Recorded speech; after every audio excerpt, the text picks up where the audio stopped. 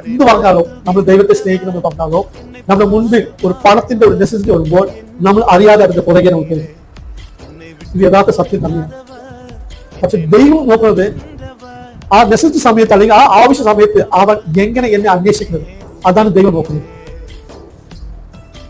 നമ്മൾ പണത്തിന്റെ പുറകെ പോകാനാണല്ല, അത് കാട്ടില്ലോ ആ പണത്തിന്റെ ആവശ്യത്തിന് നാം ദൈവത്തെ എത്രത്തോളം അന്വേഷിക്കുന്നുണ്ട്, അതാണ് ദൈവം നോക്കുന്നത്. നമ്മുടെ ചിന്തകൾ, നമ്മുടെ ഹൃദയത്തിൽ സർവ്വതും ആരറിയുന്നുണ്ട്? ദൈവം അറിയുന്നുണ്ട്. ദൈവത്തിന് മുൻപായി ഒന്നും മറച്ചതില്ല, എല്ലാം ഓപ്പണാണ്, എല്ലാം ദൈവത്തിന് അറിയാം. ഇന്ന് എന്ത് സംഭവിക്കും, നാളെ എന്ത് സംഭവിക്കും, അല്ലെങ്കിൽ 5 വർഷം കഴിഞ്ഞ് എന്ത് സംഭവിക്കും എന്ന് എല്ലാം ആർക്കറിയാം? ദൈവത്തിനറിയാം. ഞാൻ പറയട്ടെ, എന്നെ നിങ്ങൾ വിളിച്ച ദൈവം നമ്മൾ കൈവിടുമോ?